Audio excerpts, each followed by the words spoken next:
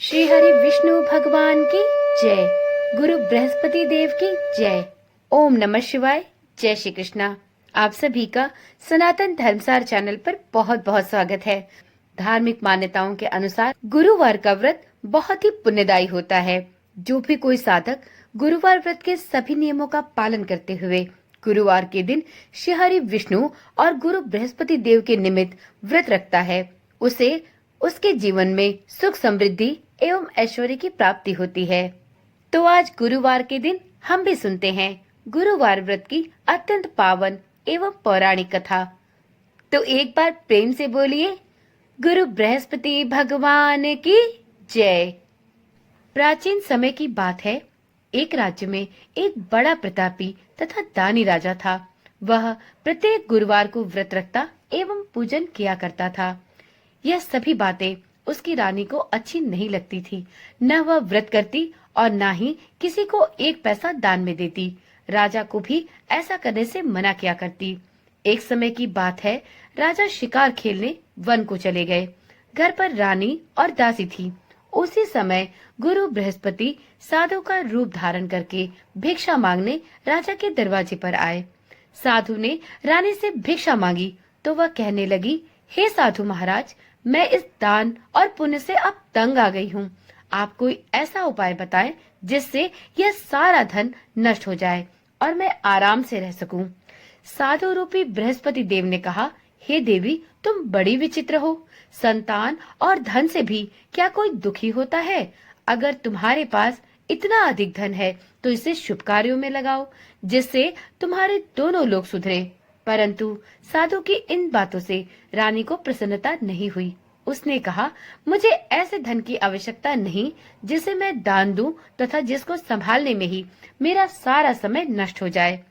साधु ने कहा, यदि तुम्हारी ऐसी इच्छा है तो जैसा मैं बताता हूँ वैसा ही करना। बृहस्पतिवार के दिन तुम घर को गोबर से लीपना, अपने केशों को पीली मिट्टी से धोना, केशों को धोते समय स्नान करना, राजा से हजामत बनवाने को कहना, भोजन में मांस मंदिरा खाना, कपड़ा धोबी के हाथ धुलने डालना। इस प्रकार 7 बृहस्पतिवार करने से तुम्हारा समस्त धन नष्ट हो जाएगा। इतना कहकर साधु बने बृहस्पति देव अंतर ध्यान हो गए। साधु के कहे अनुसार सभी कार्य करते हुए रानी को केवल 3 बृहस्पतिवार ही बीते थे कि उसकी समस्त धन संपत्ति नष्ट हो गई। भोजन के लिए भी अब परिवार तरसने लगा। एक दिन राजा रानी से बोला, हे रानी, तुम यहीं रहो, मैं दूसरे देश को जाता हूँ, क्योंकि यहाँ पर सभी मुझे जानते हैं, इसलिए मैं यहाँ रहकर कोई छोटा कार्य नहीं कर सकता। ऐसा कहकर राजा परदेश चला गया। वहाँ वह जंगल से लकड़ियाँ काट कर लाता और शहर में बेचता। इस तरह वह अपना जीवन व्यतीत करने लगा। इधर राजा के बिना रानी और दासी दोनों ही दुखी रहने लगी। एक समय जब रानी और दासियों को 7 दिन बिना भोजन के रहना पड़ा तो रानी ने अपनी दासी से कहा, हे दासी, पास ही के नगर में मेरी बहन रहती है, वह बड़ी धनवान है, तू उसके पास जा और कुछ ले आ ताकि थोड़ा बहुत गुजर बसर हो जाए। दासी रानी की बहन के पास गई। उस दिन बृहस्पतिवार का दिन था। रानी की बहन उस समय बृहस्पतिवार की कथा सुन रही थी। दासी ने रानी की बहन को अपनी रानी का संदेश दिया, लेकिन रानी की बहन ने कोई उत्तर नहीं दिया। जब दासी को रानी की बहन से कोई उत्तर नहीं मिला तो वह बहुत दुखी हुई। उसे रानी की बहन पर क्रोध भी आया। दासी ने वापस आकर रानी को सारी बातें बताई। यह सुनकर रानी ने अपने भाग्य को कोसा और कहा कि बुरे वक्त आते हैं तो कोई भी साथ नहीं देता। उधर रानी की बहन ने सोचा कि मेरी बहन की दासी आई थी, परंतु उससे मैंने बात तक नहीं की, इससे वह बहुत दुखी हुई होगी। कथा सुनकर और पूजन समाप्त कर वह अपनी बहन के घर गई और कहने लगी, हे बहन, मैं बृहस्पतिवार का व्रत कर रही थी। तुम्हारी दासी गई, परंतु जब तक कथा होती है तब तक न उठते हैं और न ही बोलते हैं, इसलिए मैं नहीं बोली। कहो, तुम्हारी दासी मेरे पास क्यों गई थी? रानी बोली, बहन, हमारे घर अनाज नहीं था। ऐसा कहते कहते रानी की आंखें भर गई। उसने दासियों समेत भूखा रहने की बात भी अपनी बहन को बताई। रानी की बहन बोली, बहन देखो, बृहस्पति देव भगवान सबकी मनोकामनाएं पूर्ण करते हैं। देखो, शायद तुम्हारे घर में अनाज रखा हो। यह सुनकर दासी घर के अंदर गई तो वहाँ उसे एक घड़ा अनाज भरा मिल गया। उसे बड़ी हैरानी हुई क्योंकि उसने एक एक बर्तन देख लिया था। उसने बाहर आकर रानी को बताया। दासी रानी से कहने लगी, हे रानी, जब हमको भोजन नहीं मिलता तो हम व्रत ही तो करते हैं, इसलिए क्यों ना इनसे व्रत और कथा की विधि पूछ ली जाए। अब हम भी बृहस्पति भगवान का व्रत किया करें। दासी के ऐसा कहने पर रानी ने अपनी बहन से बृहस्पतिवार व्रत के बारे में पूछा। उसकी बहन ने बताया, बृहस्पतिवार के व्रत में चने की दाल और मुनक्का से विष्णु भगवान का केले की जड़ में पूजन करें तथा दीपक जलाएं, पीला भोजन करें और बृहस्पति देव की कथा भी अवश्य सुने। इससे गुरु बृहस्पति प्रसन्न होते हैं, व्यक्ति की सभी मनोकामनाएं भी पूर्ण करते हैं। व्रत और पूजन की विधि बताकर रानी की बहन अपने घर वापस लौट गई।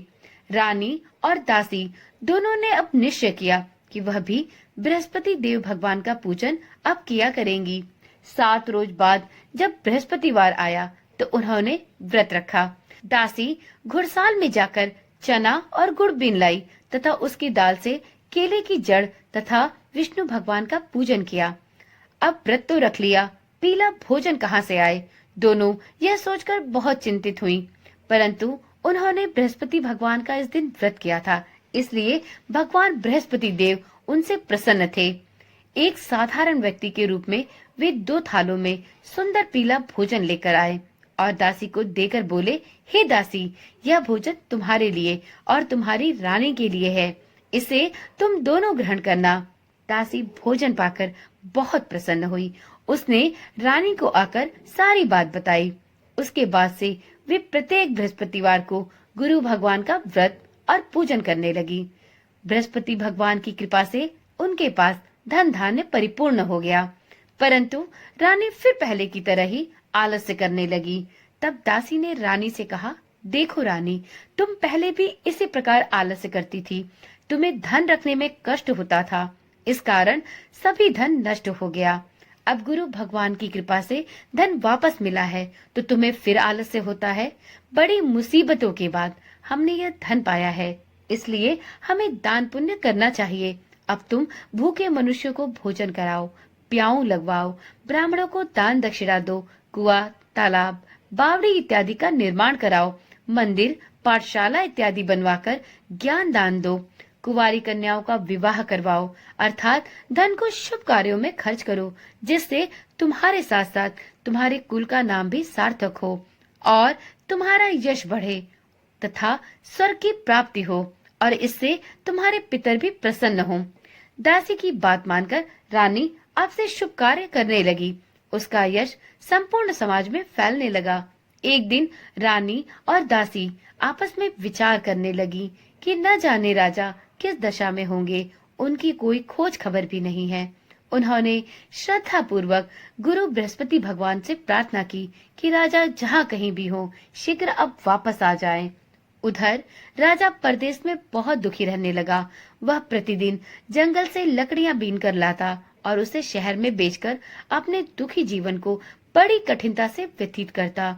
एक दिन दुखी होकर अपनी पुरानी बातों को याद करके वह रोने लगा और उदास हो गया। उसी समय राजा के पास बृहस्पति देव एक साधु के वेश में आकर बोले, हे लकड़हारे, तुम इस सुनसान जंगल में किस चिंता में बैठे हो, मुझे बतलाओ। यह सुनकर राजा के नेत्रों में जल भर आया। साधु की वंदना कर राजा ने अपनी संपूर्ण कहानी साधु को सुनाई। महात्मा दयालु होते हैं। वह राजा से बोले, हे राजा, तुम्हारी पत्नी ने बृहस्पति देव के प्रति अपराध किया था, जिसके कारण तुम्हारी यह दशा हुई। अब तुम चिंता न करो, भगवान तुम्हें पहले से अधिक धन देंगे। देखो, तुम्हारी पत्नी ने बृहस्पतिवार का व्रत प्रारंभ कर दिया है। अब तुम भी बृहस्पतिवार का व्रत करके चने की दाल एवं गुड़ जल के लोटे में डालकर केले का पूजन करो, फिर कथा कहो या सुनो। भगवान बृहस्पति तुम्हारी सभी मनोकामनाओं को पूर्ण करेंगे। साधु की बात सुनकर राजा बोला, हे प्रभु, लकड़ियां बेचकर इतना पैसा नहीं मिलता जिससे भोजन के उपरांत मैं कुछ बचा सकूं। मैंने रात्रि में अपनी रानी को बहुत व्याकुल देखा है।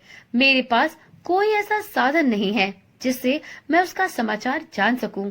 फिर मैं कौन सी कहानी कहूं, यह भी मुझको नहीं ज्ञात है। साधु ने कहा, हे राजन, मन में बृहस्पति भगवान के पूजन व्रत का निश्चय करो। वे स्वयं तुम्हारे लिए कोई न कोई मार्ग अवश्य बना देंगे। बृहस्पतिवार के दिन तुम रोजाना की तरह लकड़ियां लेकर शहर में जाना।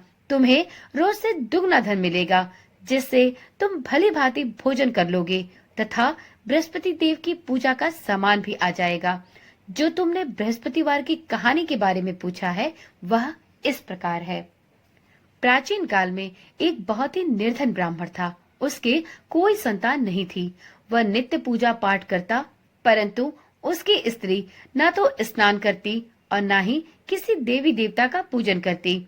इस कारण ब्राह्मण देवता अत्यंत दुखी रहते थे।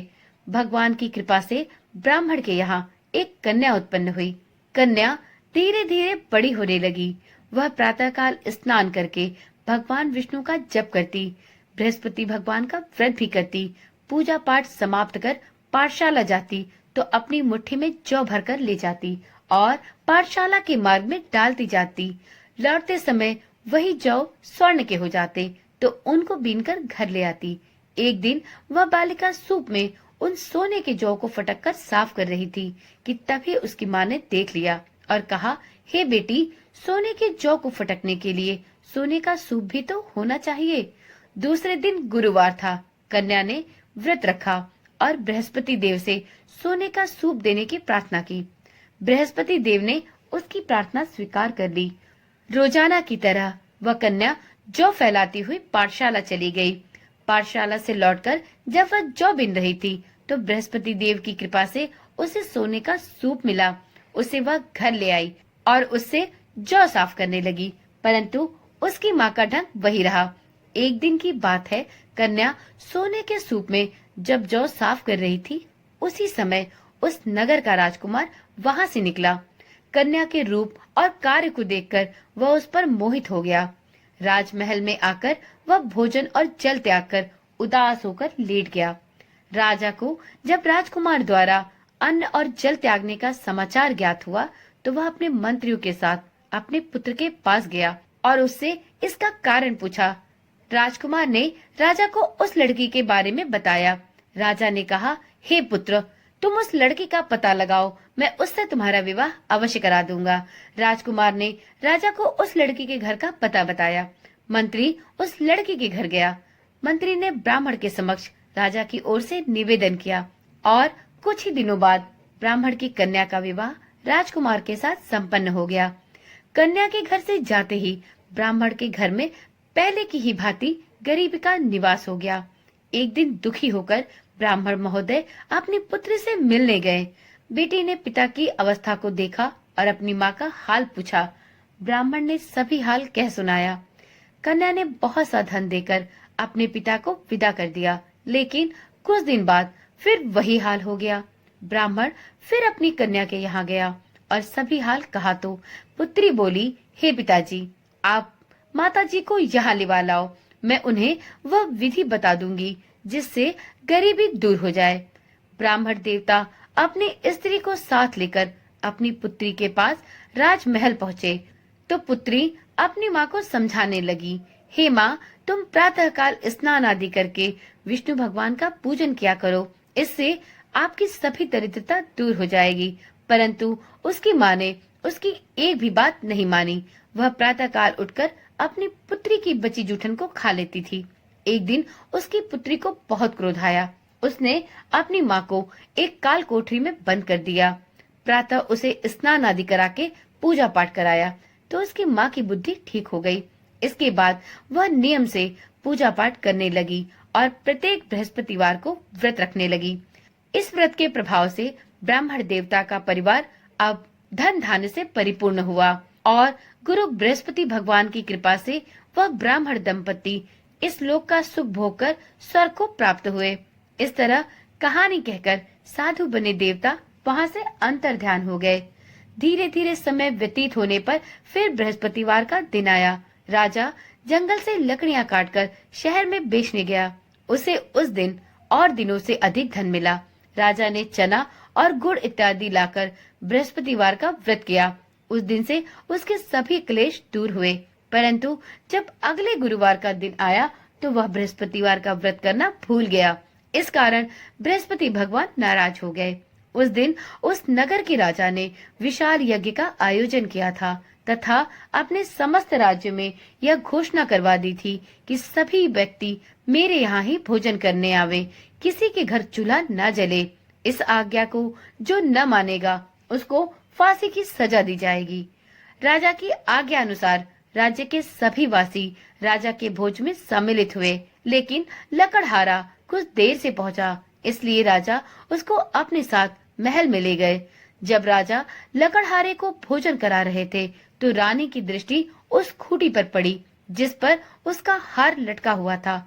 उसे हार खूंटी पर लटका दिखाई नहीं दिया। रानी को निश्चय हो गया कि मेरा हार इस लकड़हारे ने ही चुरा लिया है। उसी समय सैनिक बुलवाकर उसको जेल में डलवा दिया गया। लकड़हारा जेल में विचार करने लगा कि न जाने कौन से पूर्व जन्म के कर्म से मुझे यह दुख प्राप्त हुआ है, और जंगल में मिले साधु को याद करने लगा। तत्काल बृहस्पति देव साधु के रूप में प्रकट हो गए और कहने लगे, अरे मूर्ख, तूने बृहस्पति देवता की कथा नहीं की, तूने बृहस्पतिवार का व्रत नहीं किया, इसी कारण तुझे यह दुख प्राप्त हुआ है। अब चिंता न कर, बृहस्पतिवार के दिन जेल खाने के दरवाजे पर तुझे 4 पैसे पड़े मिलेंगे, उनसे तू बृहस्पतिवार की पूजा करना तो तेरे सभी कष्ट दूर हो जाएंगे। अगले बृहस्पतिवार उसे जेल के द्वार पर 4 पैसे मिले। राजा ने पूजा का सामान मंगवाकर कथा कही और व्रत किया। साथ में उस दिन सभी लोगों में प्रसाद बांटा। उसी रात्रि में बृहस्पति देव ने उस नगर के राजा को स्वप्न में कहा, हे राजा, तूने जिसे जेल में बंद किया है उसे कल छोड़ देना, वह निर्दोष है। राजा प्रातःकाल उठा और खूंटी पर हार टंगा देकर लकड़हारे को बुलाकर उससे क्षमा मांगी तथा राजा को योग्य एवं सुंदर वस्त्र आभूषण भेंट कर उसे विदा किया। गुरुदेव की आज्ञा अनुसार राजा अपने नगर को चल दिया। राजा जब नगर के निकट पहुंचा तो उसे बड़ा ही आश्चर्य हुआ। नगर में पहले से अधिक बाग, तालाब और कुएं तथा बहुत सी धर्मशालाएं, मंदिर इत्यादि बने हुए थे। राजा ने पूछा कि यह किसका बाग और धर्मशाला है। तब नगर के सब लोग कहने लगे कि यह सब रानी और दासी द्वारा बनवाए गए हैं। राजा को आश्चर्य हुआ और गुस्सा भी आया कि उसकी अनुपस्थिति में रानी के पास इतना धन कहां से आया होगा। जब रानी ने यह खबर सुनी कि राजा आ रहे हैं तो उसने अपनी दासी से कहा, हे दासी, देख, राजा हमको कितनी बुरी हालत में छोड़ गए थे। वह हमारी ऐसी हालत देखकर कहीं लौट न जाएं, इसलिए तू दरवाजे पर खड़ी हो जा। रानी की आज्ञा अनुसार दासी दरवाजे पर खड़ी हो गई और जब राजा आए तो उन्हें अपने साथ महल में लिवाया गई। तब राजा ने क्रोध करके अपनी तलवार निकाली और पूछने लगा, बताओ, यह धन तुम्हें कैसे प्राप्त हुआ। तब रानी ने सारी कथा कह सुनाई। राजा ने निश्चय किया कि मैं रोजाना दिन में 3 बार कहानी कहा करूंगा और रोज व्रत किया करूंगा। अब हर समय राजा के दुपट्टे में चने की दाल बंधी रहती थी तथा दिन में 3 बार वह कथा किया करता। एक रोज राजा ने विचार किया कि चलो अपनी बहन के यहाँ हो आऊं। इस तरह का निश्चय कर राजा घोड़े पर सवार होकर अपनी बहन के यहाँ चल दिया। मार्ग में उसने देखा कि कुछ आदमी एक मुर्दे को लिए जा रहे थे। उन्हें रोककर राजा कहने लगा, अरे भाइयों, मेरी बृहस्पतिवार की कथा सुन लो। वह बोले, लो, हमारा तो आदमी मर गया है, इसको अपनी कथा की पड़ी है। परंतु उनमें से कुछ आदमी बोले, अच्छा कहो, हम तुम्हारी कथा भी सुनेंगे। राजा ने दाल निकाली और कथा कहनी प्रारंभ कर दी। जब कथा आधी हुई तो मुर्दा हिलने लगा और जब कथा समाप्त हुई तो राम राम कह के वह मुर्दा खड़ा हो गया। राजा आगे बढ़ा। उसे चलते चलते अब शाम हो गई। आगे मार्ग में उसे एक किसान खेत में हल चलाता मिला। राजा ने उससे भी कथा सुनने का आग्रह किया, लेकिन वह नहीं माना। राजा आगे चल पड़ा। राजा के हटते ही उस किसान का बैल पछाड़ खाकर गिर गया और किसान के पेट में बहुत जोरों का दर्द उठने लगा। उसी समय किसान की माँ रोटी लेकर आई उसने जब देखा तो अपने पुत्र से सब हाल पूछा। बेटे ने सभी हाल अपनी माँ को कह सुनाया। बुढ़िया दौड़ी दौड़ी उस घुड़सवार के पास पहुंची और उससे बोली, मैं तेरी कथा सुनूंगी, तू अपनी कथा मेरे खेत पर ही चलकर कहना। राजा ने लौटकर बुढ़िया के खेत पर जाकर कथा कही, जिसके सुनते ही बैल खड़े हो गए तथा किसान के पेट का दर्द भी बंद हो गया। राजा अब अपनी बहन के घर पहुंच गया। बहन ने भाई की खूब मेहमानी की। दूसरे रोज प्रातःकाल जब राजा जगा तो वह देखने लगा कि यहाँ सब लोग भोजन कर रहे हैं। राजा ने अपनी बहन से जब पूछा, क्या ऐसा कोई मनुष्य है जिसने अब तक भोजन ना किया हो, जो मेरी बृहस्पतिवार की कथा सुन ले। बहन बोली, हे भैया, यह देश ऐसा ही है। यहाँ लोग पहले भोजन करते हैं, बाद में कोई अन्य कार्य करते हैं। फिर वह एक कुम्हार के घर गई, जिसका लड़का बीमार था। उसे मालूम हुआ कि उसके यहाँ 3 दिन से किसी ने भी भोजन नहीं किया है। रानी ने अपने भाई की कथा सुनने के लिए उस कुम्हार से कहा। वह तैयार हो गया। राजा ने जाकर बृहस्पतिवार की कथा उस कुम्हार के घर कही, जिसको सुनकर अब उसका लड़का ठीक हो गया। अब तो राजा की प्रशंसा चारों तरफ होने लगी। एक दिन राजा ने अपनी बहन से कहा, बहन, अब मैं अपने घर जाऊंगा, तुम भी तैयार हो जाओ। राजा की बहन ने अपनी सास से अपने भाई के साथ जाने की आज्ञा मांगी। सास बोली, हाँ चली जा, मगर अपने लड़कों को मत ले जाना, क्योंकि तेरे भाई के कोई संतान नहीं होती। बहन ने अपने भाई से कहा, भैया, मैं तो चलूंगी, मगर कोई बालक नहीं जाएगा। भाई ने कहा, जब बच्चे ही नहीं जाएंगे तो तू जाकर क्या करेगी।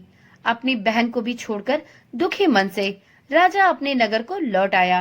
राजा ने अपनी रानी से सारी कथा बताई और बिना भोजन किए उदास मन से शैया पर लेट गया। रानी बोली, हे प्रभु, बृहस्पति देव ने हमें सब कुछ दिया है, वह हमें संतान भी अवश्य देंगे। उसी रात बृहस्पति देव ने राजा को स्वप्न में कहा, हे राजन, उठ, सभी सोच त्याग दे, तेरी रानी गर्भवती है। राजा को यह जानकर अत्यंत प्रसन्नता हुई। 9वें महीने रानी के गर्भ से एक सुंदर पुत्र पैदा हुआ। तब राजा बोला, हे रानी, स्त्री बिना भोजन के रह सकती है, परंतु बिना कहे नहीं रह सकती। जब मेरी बहन आए तो तुम उससे कुछ मत कहना। रानी ने हाँ कर दी। जब राजा की बहन ने यह शुभ समाचार सुना तो वह बहुत प्रसन्न हुई और बधाई लेकर अपने भाई के यहाँ आई। रानी ने तब उसे आने का उलाहना दिया और बोली, घोड़ी चढ़ी नहीं आई, गधे चढ़ी आ गई। तो राजा की बहन बोली, भाभी, मैं इस प्रकार ना कहती तो तुम्हारे घर औलाद कैसे होती। भाभी, बृहस्पति भगवान ऐसे ही हैं, वह सभी की मनोकामनाएं पूर्ण करते हैं। तो एक बार प्रेम से बोलिए, बृहस्पति भगवान की जय, गुरु बृहस्पति देव की जय। मित्रों, बृहस्पति देव सभी मनोकामनाएं पूर्ण करते हैं। जो सद्भावना पूर्वक बृहस्पतिवार का व्रत करता है एवं इस दिन गुरुवार व्रत कथा पढ़ता है अथवा सुनता और दूसरों को सुनाता है, बृहस्पति देव उसकी सभी मनोकामनाएं पूर्ण करते हैं और उनकी सदैव रक्षा करते हैं। जो संसार में सद्भावना से गुरुदेव का पूजन एवं व्रत सच्चे हृदय से करते हैं, उनकी सभी मनोकामनाएं वैसे ही पूर्ण होती हैं, जैसी सच्ची भावना से रानी और राजा ने बृहस्पति देव की कथा का गुणगान किया, उनका व्रत और पूजन किया, तो उनकी सभी इच्छाएं गुरु बृहस्पति देव ने पूर्ण की। अनजाने में भी बृहस्पति देव की उपेक्षा न करें, ऐसा करने से सुख शांति नष्ट होती है। इसलिए गुरुवार का व्रत करने वालों को इस दिन गुरु बृहस्पति की कथा भी अवश्य सुननी चाहिए। कथा सुनने के बाद प्रसाद लेकर जाना चाहिए और कथा सुनते समय ना तो उठना चाहिए और ना ही बोलना चाहिए। हृदय से भगवान बृहस्पति का मनन करते हुए उनका जयकारा लगाना चाहिए। तो एक बार प्रेम से बोलिए, गुरु बृहस्पति भगवान की जय। मित्रों, गुरु बृहस्पति भगवान की कथा सुनने के बाद गुरु बृहस्पति भगवान की आरती भी अवश्य करें। ओम जय जगदीश हरे, स्वामी जय जगदीश हरे। भक्त जनों के संकट, भक्त जनों के संकट क्षण में दूर करे। ओम जय जगदीश हरे। जो ध्यावे फल पावे, दुख बिन से मन का।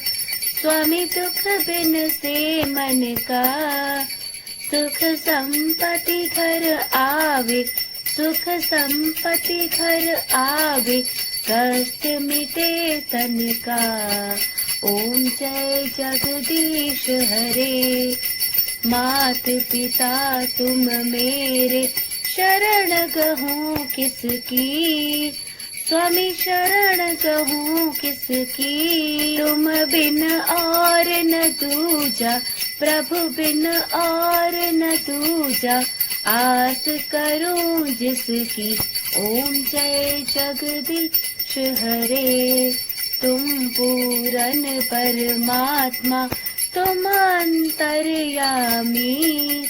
स्वामी तुम अंतर्यामी, पार ब्रह्म परमेश्वर, पार ब्रह्म परमेश्वर, तुम सबके स्वामी। ओम जय जगदीश हरे। तुम करुणा के सागर, तुम पालन करता। स्वामी तुम पालन करता। मैं मूरख खल कामी, मैं मूरख खल कामी, कृपा करो भरता। ओम जय जगदीश हरे। तुम हो एक अगोचर, सबके प्राणपति। स्वामी सबके प्राणपति। किस विधि मिलूं दया मैं, किस विधि मिलूं दया मैं, तुमको मैं कुमति। ओम जय जगदीश हरे। दीन बंधु दुख हरता, तुम ठाकुर मेरे। प्रभु तुम ठाकुर मेरे। अपने हाथ उठाओ, द्वार पड़ा तेरे। ओम जय जगदीश हरे। विषय विकार मिटाओ, पाप हरो देवा। स्वामी पाप हरो देवा। श्रद्धा भक्ति बढ़ाओ, श्रद्धा भक्ति बढ़ाओ, संतन की सेवा। ओम जय जगदीश हरे। तन मन धन और संपत्ति, सब कुछ है तेरा। स्वामी सब कुछ है तेरा। तेरा तुझको अर्पण, तेरा तुझको अर्पण, क्या लागे मेरा। ओम जय जगदीश हरे। ओम जय जगदीश हरे। स्वामी जय जगदीश हरे। भक्त जनों के संकट, दास जनों के संकट, क्षण में दूर करे। ओम जय जगदीश हरे। ओम जय जगदीश हरे। ओम जय जगदीश हरे। तो एक बार प्रेम से बोलिए, श्री हरि विष्णु भगवान की जय, माता लक्ष्मी की जय।